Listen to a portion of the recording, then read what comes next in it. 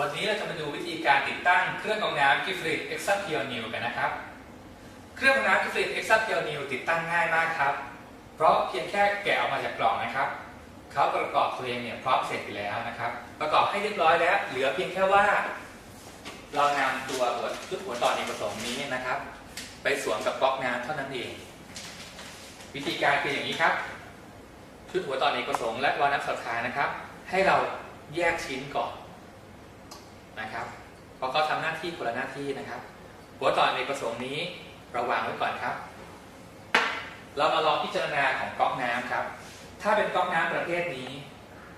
ลักษณะโค้งๆเป็นคอหงอย่างนี้นะครับผมชุดวาล์วน้ำสำหรับทางมีแนวโน้มและโอกาสสูงในการที่สวมใส่ได้เลยนะครับผมจะทำให้ดูครับเพียงแค่ว่าปลายก๊อกนี้นะครับหาครีมหรือใช้มือหมุนออกมาอย่างนี้ก่อนเพื่อให้มีเกลียวรองรับนะครับผมลักษณะของหัวก๊อกนะครับปลายก๊อกเป็นอย่างนี้ก็เพียงแค่นำตัวนี้ครับวาล์วน้ำสำหรับทางมาหมุนเข้าไปนะครับถ้าหมุนแล้วสนิทพอดีนะครับก็เป็นอันเสร็จพิธีนะครับผมในทางกลับกันครับถ้าเกิดว่าก๊อกน้ำที่บ้าน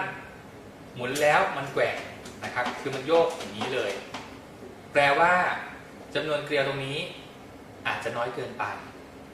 ทำให้ลูกยางเนี่ยยังไม่สามารถกระชับแน่นกับหัวก๊อกได้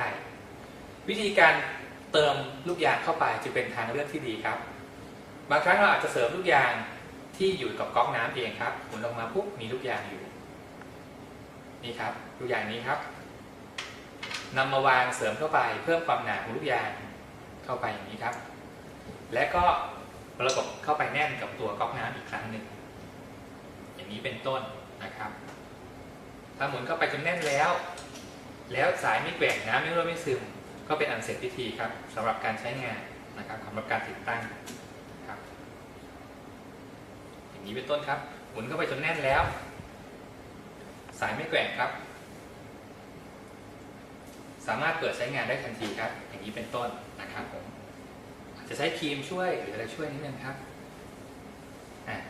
อย่างนี้ใช้งานได้ทันทีสำหรับลูกยางนี้ในกรณีที่หัวก๊อกไม่มีลูกยางหรือลูกยางขนาดไม่เหมาะสมในตัวของวาล์วน้ำสำหรับทางเองนะครับลูกยางของเขา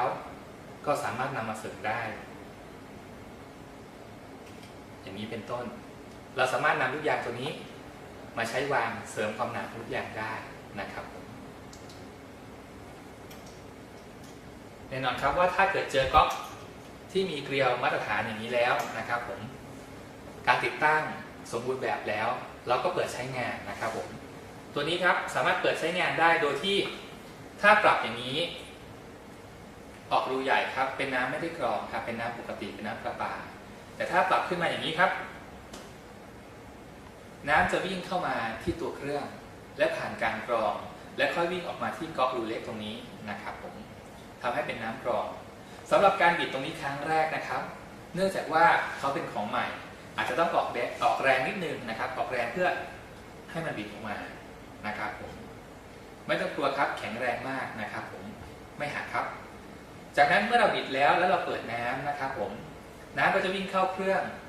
ยังไม่มีน้ำอยู่ครับในตอนแรกจึงต้องใช้เวลาในการฟิลน้ำหรือว่าเติมน้ำเข้าเครื่องสักระยะหนึ่งก่อนที่จะไหลออกมาที่รูเล็กแล้วก็กรองน้ำทิ้งไปประมาณ 3-5 นาทีเป็นการกระตุ้นการทำงานของเครื่องตามปกติเรามาลองดูกันครับปรับออกรูใหญ่ก่อนตามปกติแล้วผมจะเปิดน้ำนะครับนี่คือน้ำทั่วไปครับตามปกติผมจะปรับเข้าเครื่องแบบนี้นะครับน้ำก็จะวิ่งเข้าเครื่องนะครับผมตัวเครื่องยังไม่มีน้ำครับจะใช้เวลานิดหนึ่งนะครับก่อนที่น้ำจะออกมาที่ก๊อกรูเล็กนะครับทีนี้ระหว่างนั้นเรามาดูที่ข้างเครื่องก่อนครับตัวนี้ครับจะมีสายไฟอยู่นะครับก็คือเป็นสวิตช์ควบคุม UV นะครับ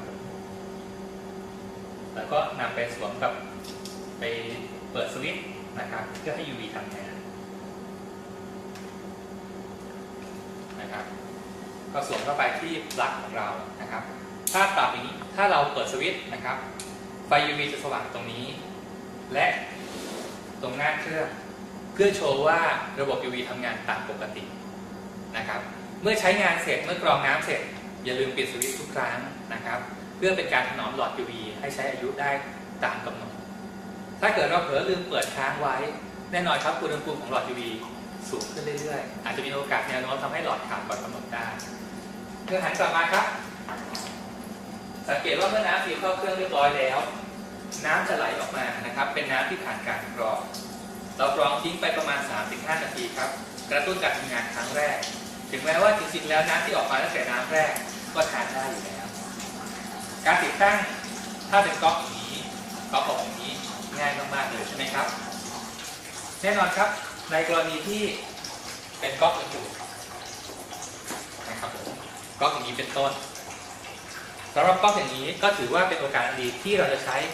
หัวต่ออเนกประสงค์ในตอนแรกนะครับที่เราแยกออกมาจากวาล์วน้ำสลับทางมาสวมเข้าไปหลักการทำงานของเราเนี่ยก็คือเราจะสร้างเกลียวมาตรฐานให้เขา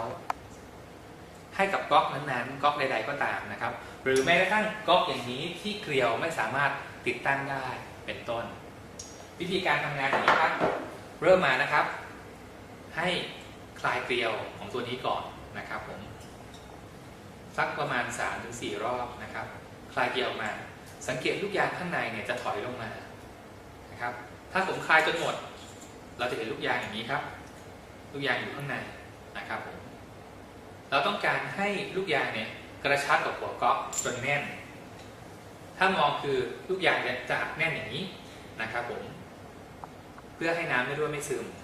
แต่ตัวที่จะประคองให้ลูกยางไม่รั่วไม่ซึมได้นะครับแน่นกับหัวก๊อกได้ก็คือตัวชุดหัวต่ออเนกประสงค์นี้นะครับดังนั้นในตอนแรกเราถึงต้องคลายลูกยางออกก่อนเพื่อให้ถอยให้มีพื้นที่และคลายน็อตทั้ง3ตัวนี้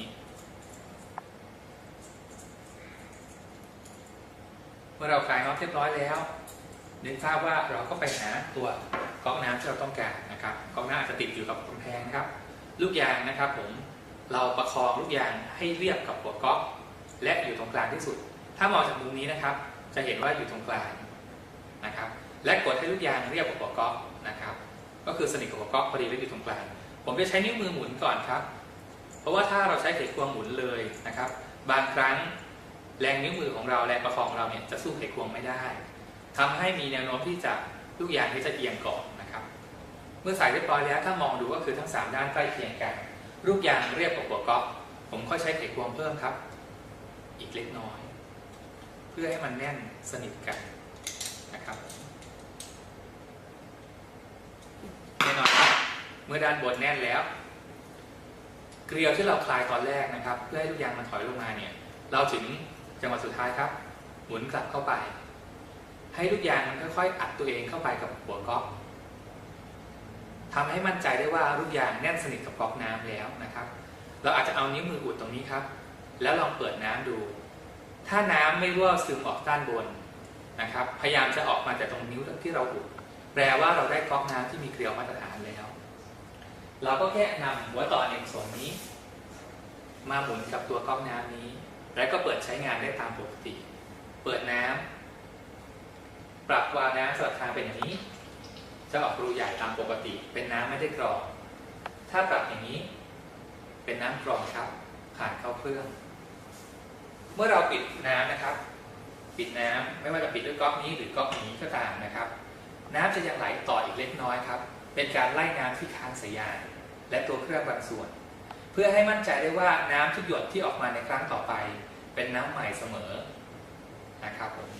วันนี้ถ้าเกิดว่าถึงเวลาแล้วเมื่อเราติดตั้งเรียบร้อยแล้วอย่าลืมนะครับเขียนสติกเกอร์ระบุวันหมดอายุไว้ครับ 20,000 ลิตรหรือ2 ปีนับจากนี้นะครับผมติดตั้งไว้ตัวข้างเครื่องก็ได้หรือตามตำแหน่งที่เหมาะสมนะครับเพื่อเป็นการเตือนความจำของตัวเองหรือลูกค้าให้รู้ว่าเมื่อไหร่ที่ควรจะเปลี่ยนไส้กรองนะครับของเครื่องน้ำกิฟรินเอ็กซ์เพียวนี้ถ้าเกิดลูกค้าอยากจะมีการแขวนผนังนะครับก็เจาะง่ายๆครับเหมือนกับติดตั้งนาฬิกาแขวนผนังทั่วไปนะครับเพียงแค่ว่าใช้สว่านเจาะตามระยะที่กำหนดซึ่งอยู่ในคู่มือนี้นะครับวัดระยะและเจาะตามนั้นโดยที่ใช้ฟุกนะครับแล้วก็ตัวน็อตสกรูนะครับหมุนเข้าไปได้นะครับเช่นเดียวกับการแขวนผนังนาฬิกานะครับนาฬิกาแขวนผนังนี่เองนะครับ เคสำหรับในกรณีที่ถึงเวลาแล้วสักประมาณเดือนหนึ่งครึ่งเดือนหรือเมื่อน้ำไหลค่อย การที่เราจะถอดตัวชุดเซรามิกคอมพิวเตอร์ออกมาล้างถือว่าเป็นเรื่องจำเป็นครับเพราะเป็นประการด่านแรกที่จะปกป้องตัวเรานะครับจากสารพิษสารเคมีปกป้องไม่ให้สารโมเลกุลใหญ่ๆหรือว่าฝุ่นต่างๆเข้าไปในเครื่องหรือเป็นส่วนของกรองละเอียดเพราะข้างนอกเป็นการกรองหยาบก่อนเข้าเครื่องแน่นอนครับตัวไส้เซรามิกนี้อาจจะมีน้ำค้างอยู่นะครับดังนั้นเรายกนิดหนึ่งเพื่อที่ว่าจังหวะนี้เราจะได้บิดเพื่อให้น้ำไหลออกมาให้เรียบร้อยนะครับเดี๋ยวผมจะทำให้ดูนะครับ สมมุติว่าตรงนี้เลอะได้แล้วกันนะครับผมก็บีบออกไปนะครับบีบด้วยมืออย่างนี้เป็นต้นสมมติว่าเลอะได้นะครับถ้าเป็นตำแหน่งที่เลอะได้อยู่แล้วเราบีบได้เลยครับอาจจะมีน้ำค้างออกมาไม่ต้องตกใจมันอยู่ในตำแหน่งที่เลอะได้นะครับโอเคนะครับบางครั้งเราอาจจะใช้เครื่องมือช่วยครับนะครับช่วยไปนะครับผ่อนแรงของเรานะครับโอเคทีนี้มาที่ตัวไส้เซรามิกครับจับแล้วดึงขึ้นมามันแค่สวมเข้าไปเฉยๆเราใช้สกอตไบรท์ครับสีเขียวนะครับผมถูให้ขาวเลยครับถูขัดให้ขาวเลยครับทุกครั้งเมื่อน้ำไหลค่อยถูขัดนะครับขัดให้ขาวอีกครั้งหนึ่งเป็นการทำให้เครื่องของเราเนี่ยสามารถกรองน้ำไหลสะดวกได้อีกครั้งหนึ่งเมื่อถูขาวเสร็จแล้วใส่ไก่กลับเข้าไปที่เดิมครับวิธีการใส่ครับนะครับเพียงตรงนี้ใส่เข้าไปที่รูของเขากดเข้าไปนิดหน่อยและก็หมุนกลับเข้าไปที่เดิมอย่างที่บอกครับถ้าตำแหน่งนี้ไม่สามารถเลือกได้อย่าลืมหากระมังหรือยกก่อนยกตรงนี้ก่อนครับแล้วก็ล้างเปลือกออกนะครับเพื่อเป็นการทุ่นแรงครับเพิ่มแรงอีกนิดหน่อยเพื่อให้แน่นเต็มที่เท่านั้นเองระวังนะครับอย่าออกแรงมากเกินไปในตอนขันให้แน่นเพราะจะทำให้เราต้องใช้แรงมากขึ้นในตอนที่หมุนออกนะครับเพียงแค่นี้ทุกครั้งเราก็มั่นใจได้ว่าเราจะได้น้ำดื่มที่ดีเพื่อตัวเราและคนที่รักทั้งครอบครัวครับติดตั้งเครื่องกรองน้ำกิฟต์เอ็กซ์เพลนิวไม่ยากเลย